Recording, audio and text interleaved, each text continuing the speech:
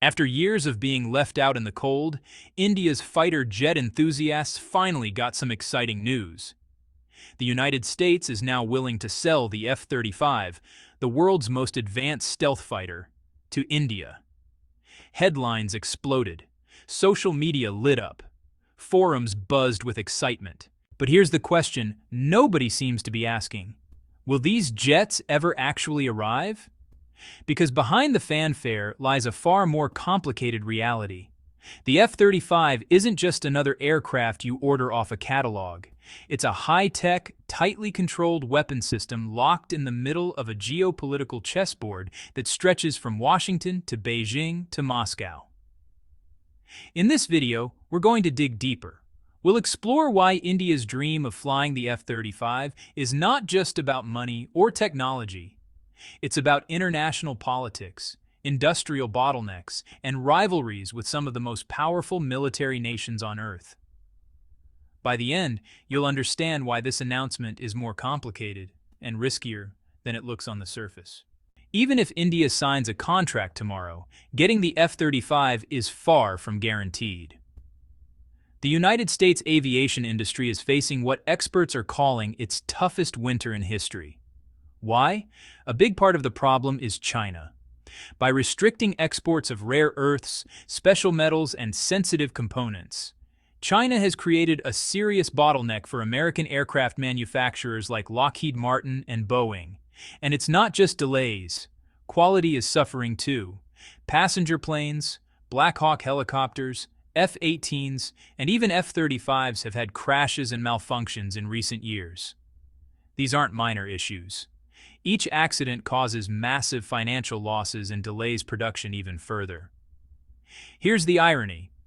India's engineers are among the most talented in the world, but even they can't solve a problem caused by global supply chains and United States industrial struggles. That means even after placing an order, India would join a long and uncertain waiting list, a queue that could take years to clear.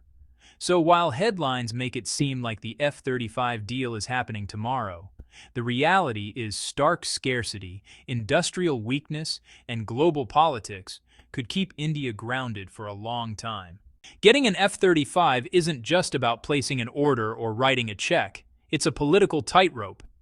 India hasn't even signed a formal contract yet. What exists is merely an intent to buy. And in the world of advanced American weapons, intent doesn't guarantee delivery. The United States attaches strict conditions to every F-35 sale. Take Turkey as an example. It was disqualified from buying the jet simply because it purchased Russia's S-400 missile system. India, with its long history of Russian weapon purchases, faces a similar challenge. The Americans will almost certainly demand strict terms to prevent F-35 technology from leaking to Russia or anyone else. Then there's the cost. One F-35 starts at around $200 million. That's 3 times more than India's Rafale fighters.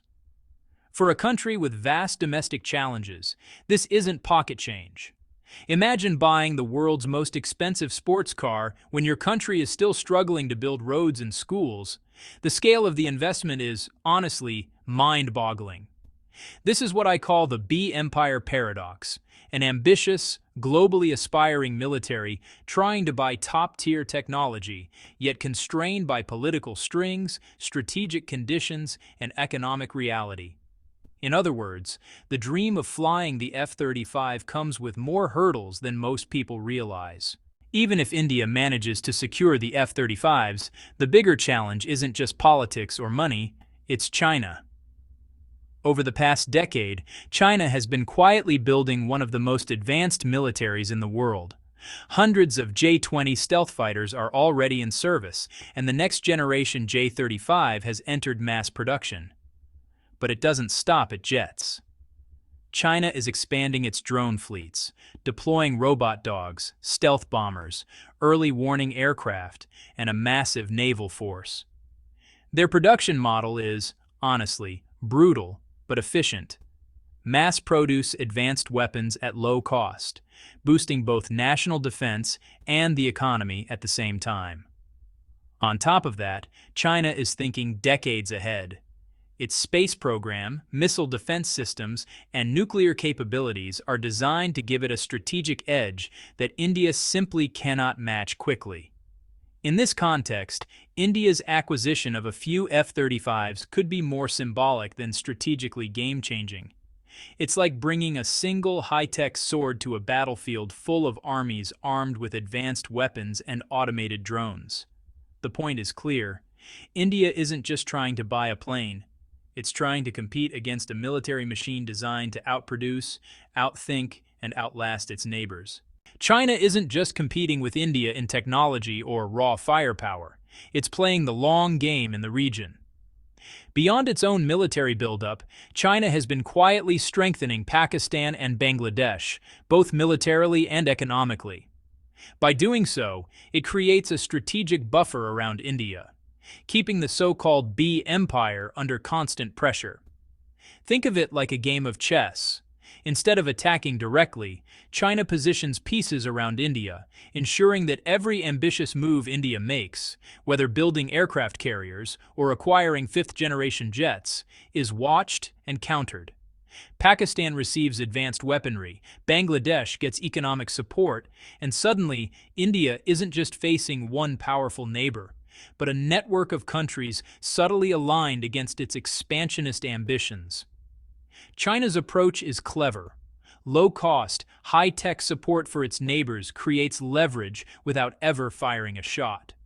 For India, this isn't a battlefield problem alone.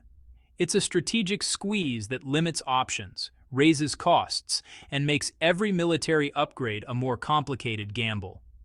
In short, India's F-35s, if they ever arrive, won't exist in a vacuum. They'll face not only China's advanced jets, but also a regional system designed to contain them. India's military ambitions have long relied on Russia. From aircraft carriers and nuclear submarines to missile systems and space technology, Russian support has been the backbone of India's defense projects. Without it, many of India's so-called domestic programs simply wouldn't exist. But now, the dynamics are shifting. The Russian-Ukrainian war has forced Moscow to urgently sell weapons to generate foreign exchange, making Russia more sensitive to who it partners with. India's growing interest in U.S. F-35s, combined with past deals like buying Russian energy cheaply and reselling it at a profit, has not gone unnoticed. From Russia's perspective, India risks appearing unreliable, a buyer that might abandon long-standing alliances for short-term gain. This creates a delicate balancing act.